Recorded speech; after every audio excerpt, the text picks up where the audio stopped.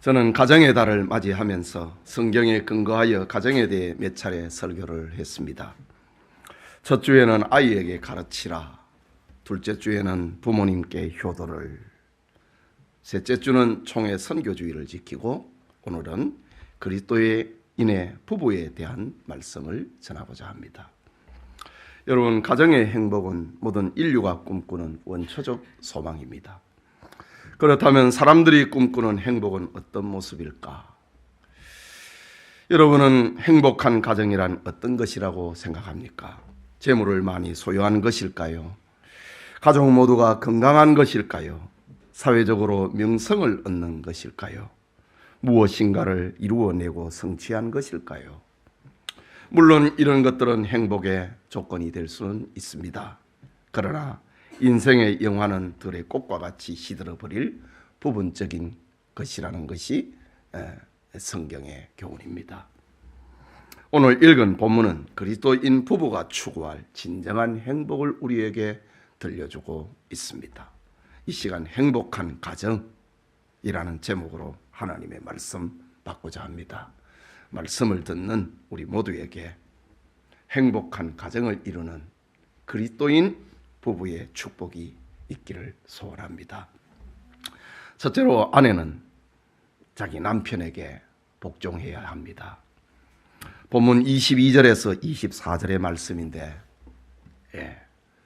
우리 여성도들이 22절에서 24절 너무 걱정 마세요. 또 남자들이 또 읽을 게 있으니까. 오늘 같은 날은 오집사님 옆에 집사님 어디 가셨어요?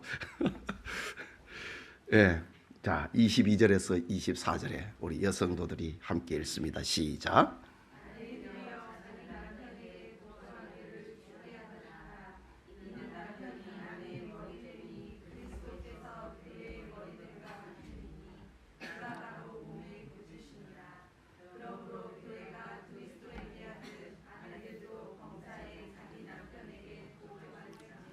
아멘. 본서를 기록하고 있는 사도 바울은 가정의 행복을 교훈하면서 남편에 대한 아내의 도리를 먼저 말씀하고 있습니다. 그것은 아내들이여 자기 남편에게 복종하기를 주께 하듯 하라 라는 명령입니다.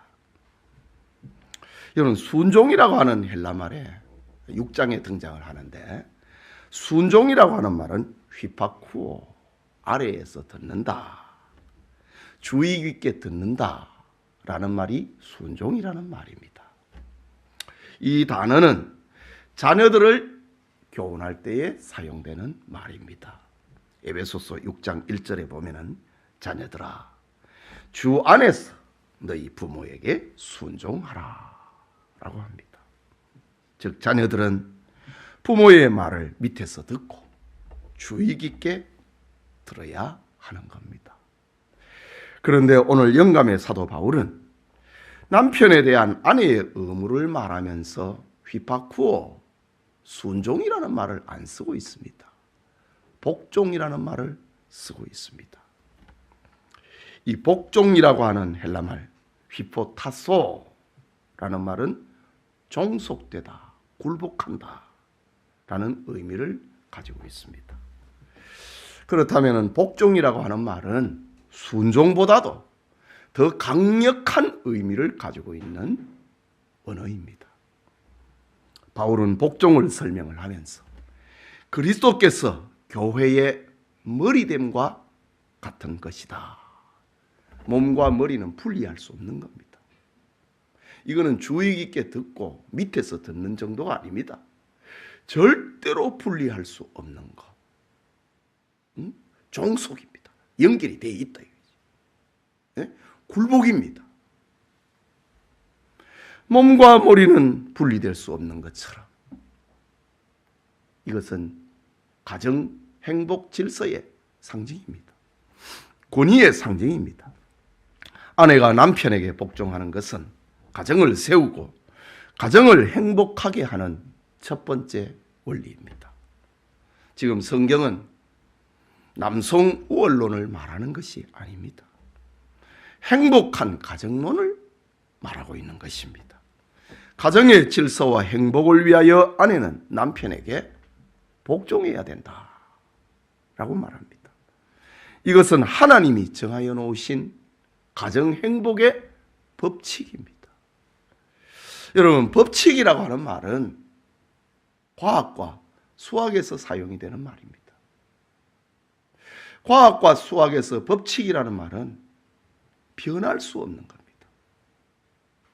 수학에서 피타고라스의 법칙이 있습니다. C제곱은 A제곱 플러스 B제곱이라고 하는 거. 이거는 직삼각형이 되려면은 이거는 변할 수 없는 겁니다. 3대 4대 5 우리 학교에 다니면서 배웠지 않습니까? 이 법칙입니다. 과학에서 법칙이 있습니다. 만유인력의 법칙입니다. 무엇을 떨어뜨리면 바닥으로 떨어지는 것.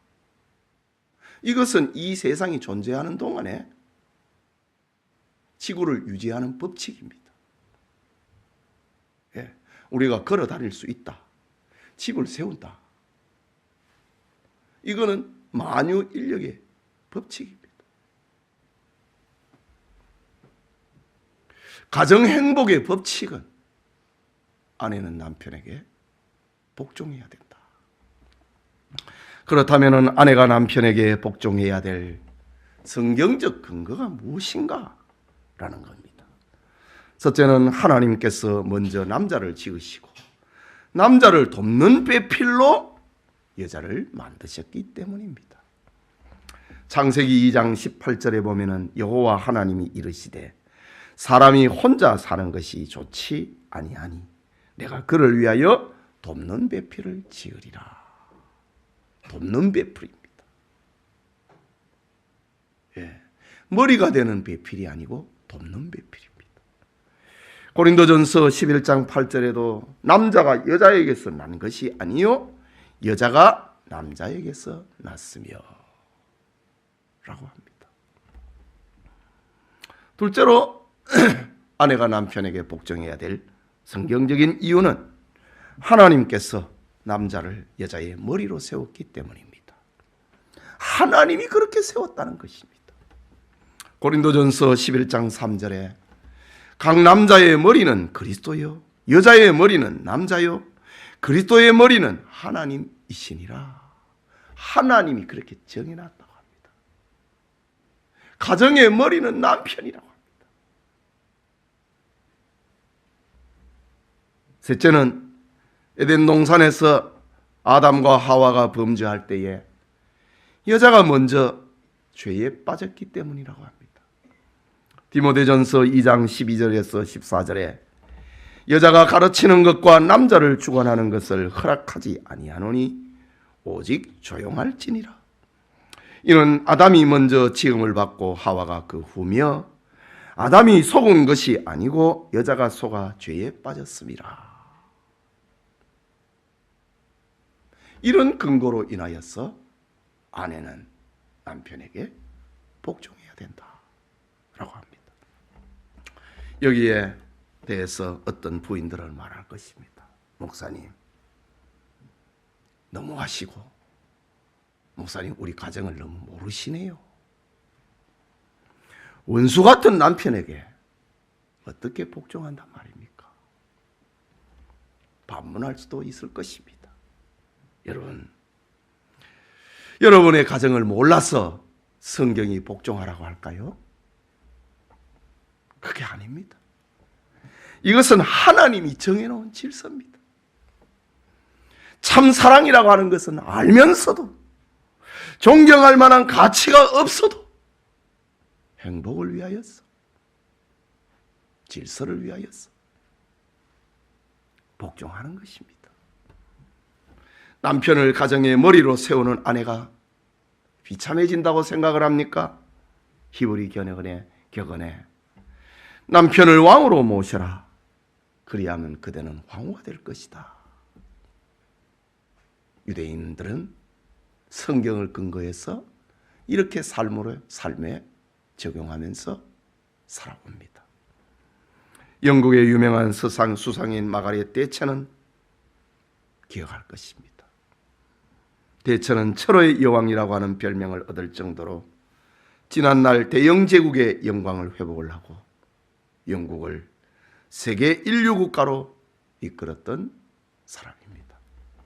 그가 수많은 사람들에게 존경을 받는 이유가 여러 가지가 있지만은 그는 외국으로 출장을 가지 않는 한 정확한 시간에 퇴근을 하고 바구니를 들고 시장을 받아가 식탁을 준비했다고 합니다. 대처는 아내의 일을 남에게 맡기지 않았습니다. 독실한 기독 신자입니다. 지금 독일의 수상도 똑같이 하고 있습니다. 루터교 목사의 딸입니다. 지금 독일의 수상은. 총리는. 그의 리더십은 집무실에서 나오는 것이 아니라 가정생활로부터 국민의 존경과 마음을 얻게 되었다고 합니다. 아내된 여러분, 가정의 행복은 여러분의 펜 끝에 있는 것이 아닙니다. 여러분의 능력에 있는 것이 아닙니다. 가정에서 남편에게 복종함으로 행복은 시작이 됩니다. 영천의 아내들이 행복한 가정을 세우는 아내의 의무가 있기를 소원합니다. 둘째로 남편들은 아내를 자기 몸처럼 사랑해야 됩니다. 25절 말씀을 읽겠습니다. 왜 부인에게는 석절이나 읽으라 그러고 남편에게는 왜 한 절만 읽으라 그러나. 25절부터 저 33절까지 전부 남자에게 하는 말입니다. 그러나 지금 한 절만 읽는다 이 말입니다. 25절 시작.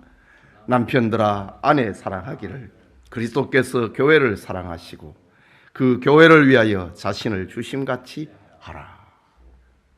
호준이도 읽었어요? 오늘 앞으로 장가 가야지. 내가 첫 휴가를 왔어요. 외출이야? 외박. 예. 바울은 이제 행복한 가정을 위하여 남편들의 의무를 명령합니다. 그것은 아내를 사랑하라고 하는 것입니다. 여기에 사랑이라고 하는 말은 아가페라고 하는 단어를 쓰고 있는데 남녀 간의 사랑, 부부 간의 사랑은 일반적으로 에로스라는 사랑을 씁니다. 그런데 오늘 성경은 아내를 사랑하라고 할 때, 가정의 행복을 세우기 위해서 아내를 사랑하라고 할 때 아가페라고 하는 언어를 쓰고 있습니다. 이것은 남녀 간의 사랑이 아닙니다. 사회적, 혈통적, 선천적 사랑을 말하는 것도 아닙니다. 아가페의 사랑은 희생적인 사랑입니다. 바울은 이 사랑을 가리켜서 그리스도께서 교회를 위하여 십자가에 죽으신 것과 같은 사랑이라고 합니다. 그렇다면 교회를 위하여 십자가에 죽으신 주님의 사랑은 어떤 것일까요? 주님의 사랑은 우리의 약점, 우리의 추함, 우리의 부족, 우리의 연약을 다 아시면서도 우리를 귀히 여기고 십자가에 죽기까지 하신 사랑입니다. 오늘날 부부간의 다툼과 불화가 생기는 대부분의 이유가 무엇이라고 생각합니까? 그것은 서로의 약점을 용납하지 않는 겁니다. 서로의 약점을 확대하고 그것을 재생산하고 너 전에 그랬잖아, 전에 그랬잖아, 전에 그랬잖아, 아직도 안 고쳤잖아. 그것 때문에 불화가 일어나는 겁니다. 남편 된 성도님, 행복한 가정과 아내의 복종을 원하십니까? 아내의 부족, 아내의 약점을 확대하거나 재생산하지 말아야 됩니다. 주님은 우리의 죄와 허물을 덮기 위하여서, 주님은 우리의 죄를 용서하기 위해서, 없애기 위하여서 자신이 십자가에 못 박혀 죽었습니다. 이것이 아가페의 사랑입니다. 아가페의 사랑은 확대하고 재생산하는 거 아닙니다. 없애버리는 겁니다. 안 보이게 하는 것입니다. 남편은 아내를 이렇게 사랑해야 됩니다. 주님은 우리의 죄와 허물을 덮고 용서하기 위해서 이 사랑을 보여주셨습니다. 바울은 남편에게 행복을 위하여서 아내를 이렇게 사랑하라고 합니다. 계속해서 본문 28절을 보면은 이와 같이 남편들도 자기 아내 사랑하기를 자기 자신과 같이 할지니 자기 아내를 사랑하는 자는 자기를 사랑하는 것이라 라고 합니다. 자기 몸처럼 사랑해라고 합니다. 여러분, 몸을 귀하게 여기지 않는 사람, 자기 몸을 귀하게 여기지 않는 사람이 누가 있습니까? 다 자기 보호 본능이 있습니다. 자기 본능이 있습니다. 자기를 지키려고 하는 본능이 있습니다. 남편들에게 아내를 네 몸처럼 사랑하라고 합니다. 똑같다 이거죠. 내 몸에 뭐가 잘못된 거 있으면 그걸 자꾸 숨기려고 하잖아요. 내 약점은 덮으려고 하잖아요. 그것처럼 네 아내의 약점도 그렇게 덮어주라고 합니다. 예, 그것이 네를 사랑하는 거라고 합니다. 아내의 약점을 덜추는 거는 가정 파괴범입니다.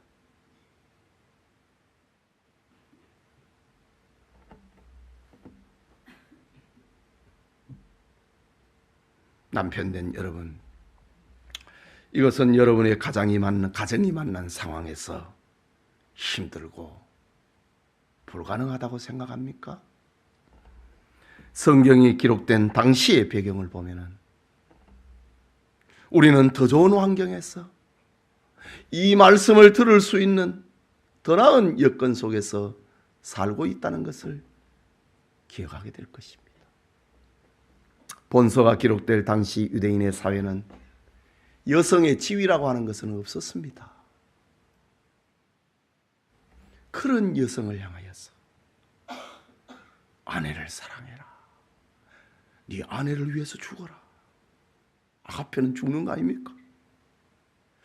여성의 인권이라고 하는 건 없는 것에서 네 아내를 네 몸처럼 생각해라. 그런데 요즘은 여성이 이렇게 높아졌습니다. 그런 아내를 사랑하는 것은 훨씬 쉽다 이 말입니다. 당시 유대인 남자의 아침 기도의 목록에는 이렇습니다.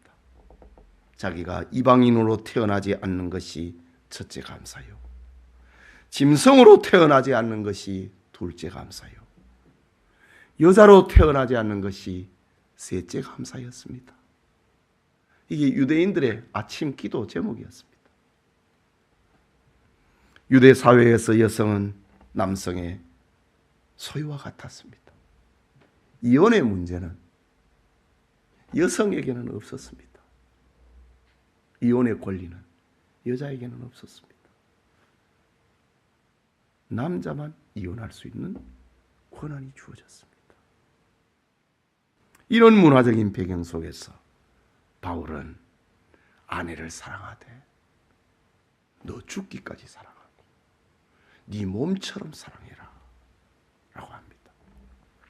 이유는 그리스도인은 하나님의 가족이라고 하는 새로운 윤리로 거듭났기 때문입니다. 우리는 이 문화의 지배를 받는 것이 아니고 하나님의 사랑의 지배를 받는 사람이다.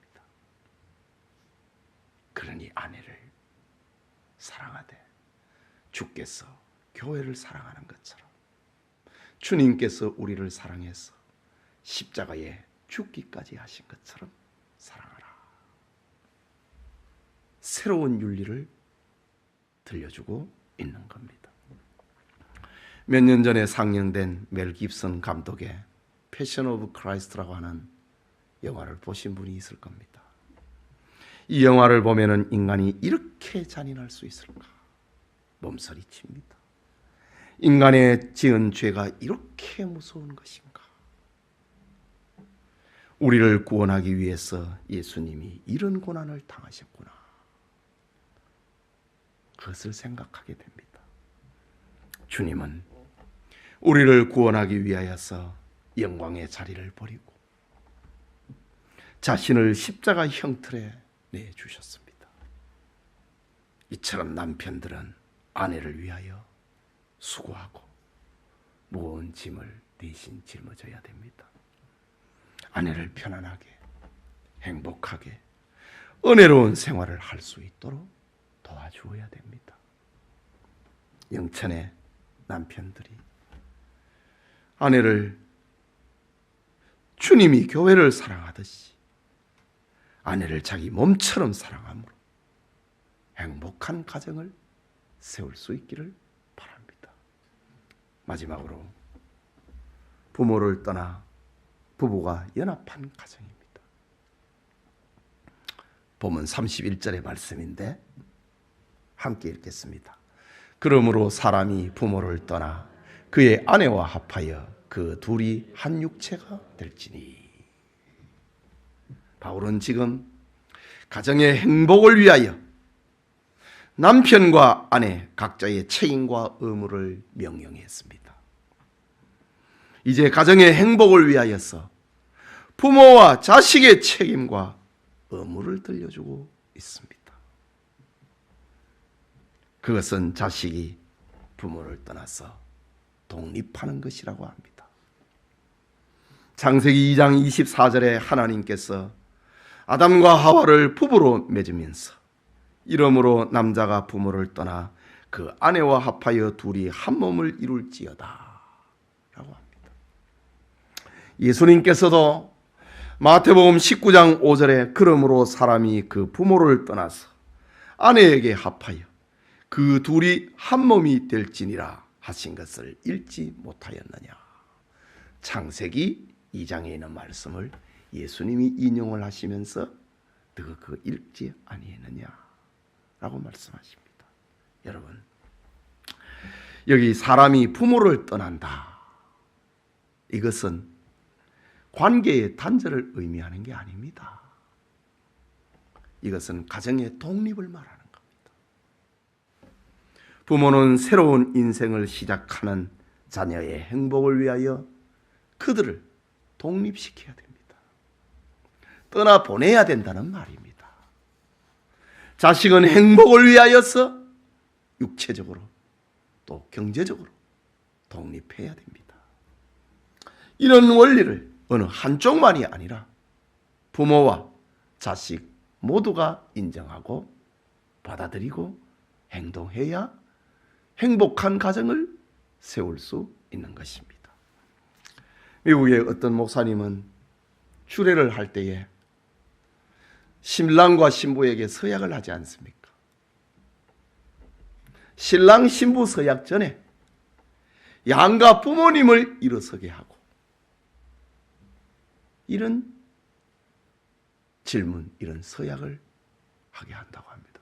그 참 좋은 것 같아요. 그 서약의 내용이 이렇습니다.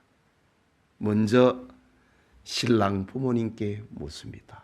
우리 보통 주례를 하면은 먼저 신랑에게 묻습니다. 이래 하고 신랑 서약을 받고 그 다음에 신부 서약을 받지 않습니까? 그런데 이 목사님은 부모님을 일어서게 하고 먼저 신랑 부모에게 묻습니다. 사랑하는 부모님, 앞으로 사랑하는 아들이 결혼한 후에 아들과 며느리 사이에 중간에 서지 않기로 서약합니까? 신랑 신부 서약하기 전에 아들과 며느리 그 중간에 끼지 않기로 서약을 합니까? 이게 신랑 부모의 서약입니다. 예 하면은 그 다음에 이제 신부 부모 서약을 합니다. 신부 부모님께 묻습니다. 사랑하는 딸이 한 남자에게 시집을 가서 한 가정을 이루게 될 텐데 그 딸을 진정으로 부모의 설하에서 떠나보내 주시며 당신의 딸과 사이에 중간에 서지 않기로 서약합니까? 예. 할 때 이제 신랑 신부 서약을 합니다. 양가 부모들이 아들과 며느리, 사위와 딸, 그 중간에 서는 것 때문에 가정은 행복하지 못합니다. 떠나보내야 된다 이거지. 예. 얼마나 부모의 간섭 때문에, 얼마나 부모의 개입 때문에 젊은 부부가 행복을 누리지 못하는 것을 경험적으로 체험을 하고 있기 때문에 교회의 예식을 떠나서 양가 부모에게 이런 서약을 하는 그런 때가 됐다 이 말입니다. 데이빗 올스 박사는 이상한 가정에 대해서 전기하기를 4가지 가정의 형태가 있다고 합니다. 하나는 혼돈된 가정, 둘째는 경직된 가정, 하나는 유리된 가정, 그리고 하나는 밀착된 가정. 넷으로 이상한 가정을 구분했습니다. 혼돈된 가정은 가정에 질서가 없고 누가 아버지인지 누가 자식인지 누가 엄마인지 제멋대로 사는 가정, 혼돈된 가정입니다. 둘째는 경직된 가정, 너무 엄격해서 명령과 복종의 권위로 인하여서 대화를 잃어버린 가정을 말하는 겁니다. 또 셋째는 유리된 가정은 뿔뿔이 흩어져서 가정의 정과 사랑과 일체감이 없는 겁니다.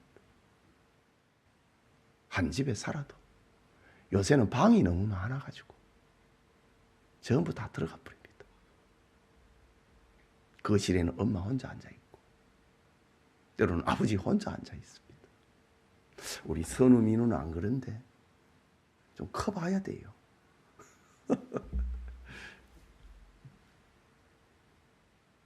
네. 네 번째 가정의 형태는 밀착된 가정입니다. 가족관계가 너무 밀착돼서 새 식구를 맞이했는데 끼일 수 없는 겁니다. 사위가 들어오고 며느리가 들어왔는데 그 가정에 못 끼는 가정, 밀착된 가정. 데이빗 올슨 박사는 이상한 가정을 이렇게 넷으로 구분했습니다. 그런데 대부분의 사람들이 이런 네 부류의 가정에서 성장하고 있다는 겁니다. 가정이라고 하는 것은 이런 환경에서 살던 남자가 만나서 부부가 됩니다. 그렇다면 행복을 위해서 서로 다른 환경에서 살았으니 얼마나 낮아지고 얼마나 수고해야 이 행복한 집을 세울 수 있겠습니까? 오래전에 제가 부목사로 사역을 할 때에 신방을 요청을 받고 그 집에 가서 성도의 고민을 듣고 기도한 적이 있습니다. 이렇습니다. 사연은 자기는 이화여대학을 졸업을 하고 시집을 왔습니다. 결혼을 하고 보니 시댁 식구들은 전부 다 서울대 출신입니다. 집안이 서울대 동문이에요. 동문 가족이에요. 더한 것은 가족 모임을 하면은 이대 출신인 자기는 사람 취급을 못 받는다는 겁니다. 그래도 이화여자대학이면 명문대학 아닙니까? 서울대 집안의 시비 가가지고 사람 취급을 못 받는다. 울면서 이야기를 하는 겁니다, 지금. 그것이 고민이 됐다고 합니다.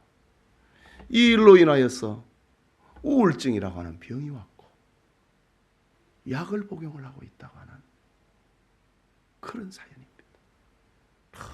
너무 밀착이 되어 있는 거예요. 새 식구를 못 받아들이는 거예요.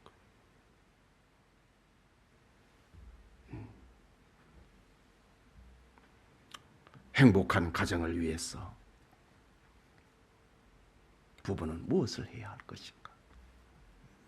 오늘 성경 말씀처럼 사람이 부모를 떠나 그 아내와 합하여 그 둘이 한 육체를 이룰지라. 한 몸이 되어야 된다고 합니다. 행복한 가정을 위해서 부부는 부모로부터 독립을 해야 되고 부모는 자식을 떠나보내야 됩니다.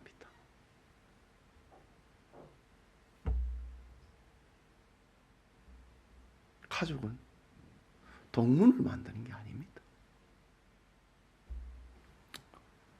성도 여러분, 얼마 전 부부의 날을 맞이하여 어느 방송국에서 흥미로운 조사 결과를 발표했습니다. 알콩달콩한 연애 시절을 거쳐서 결혼을 했지만은 막상 살아보니 너무 다른 성격으로 부딪히는 남녀라는 주제였습니다. 20, 30대에는 지금까지 남남으로 살던 남녀가 결혼해서 서로 다른 집안 문화에 적응을 하느라 갈등을 겪고 있고 40대에는 경제적인 책임과 가사노동 그리고 자녀 교육에 대하여서 역할 분담으로 40대 이후에는 다투고 있다는 겁니다. 그 결과 남편은 62%가 부인은 74%가 결혼을 후회해 본 적이 있다고 하는 그런 슬픈 통계입니다. 부부를 말하는 이런 풍자가 있습니다. 가정을 깨지 않으려고 하는 이런 풍자적인 이야기가 있습니다. 10대에는 서로가 꿈속에 그리며 살고 20대에는 서로가 신이 나서 살고 30대에는 서로 환멸을 참으며 살고 40대에는 서로 체념하면서 살고 50대에는 서로 불쌍해서 살고 60대에는 서로 없으면 안 되니까 살고 70대에는 서로 고마워서 산다고 합니다. 가정을 깨트리지 않으려고 하는 그래도 산다고 하는 이야기입니다. 이것이 우리 가정의 전부일까? 이것이 성경이 말을 하고 있는 그래도 살아야 되는 행복일까? 아닙니다. 주님이 우리를 구원하셔서 하나님의 자녀 삼으신 것처럼 하나님은 자신이 제정하신 최초의 교회이자 가정이 하나님의 형상으로 회복되기를 원하십니다. 주님의 은혜와 사랑으로 치료되기를 원하십니다. 그래서 의사이자 기독교 심리학자인 폴 트루니에는 병을 치료하지 말고 인격을 치료하라고 했습니다. 가정을 위해서 병을 치료하지 말고 인격을 치료해야 된다 라는 말을 들려주었습니다. 행복한 가정을 위한 치료가 무엇입니까?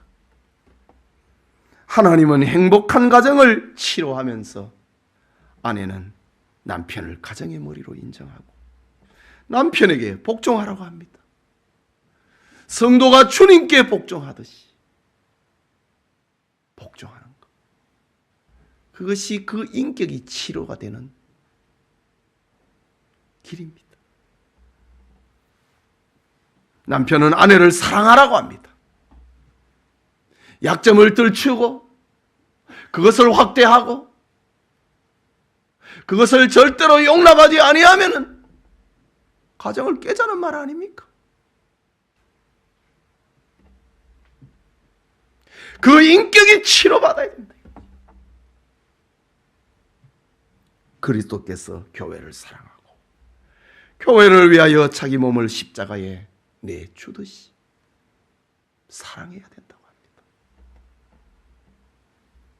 이것은 아내를 사랑하기를 자기 몸처럼 하는 것이고 그것이 너를 사랑하는 것이라고 말씀하고 있습니다.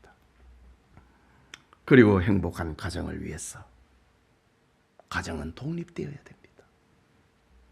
부모는 자식을 떠나보내는 용기를, 자식은 부모를 떠나서 부부가 연합하여 가정을 세우는 한 몸을 이루어야 됩니다. 행복한 가정은 가만히 있으면 되는가? 가만히 있으면 안 된다고 오늘 성경은 얘기합니다. 행복을 위하여서 가만히 있으면 행복은 저절로 오는 것이 아니고 뭔가 해야 된다. 그리스도와 교회의 관계처럼 애쓰고 땀 흘리는 수고가 있어야 됩니다.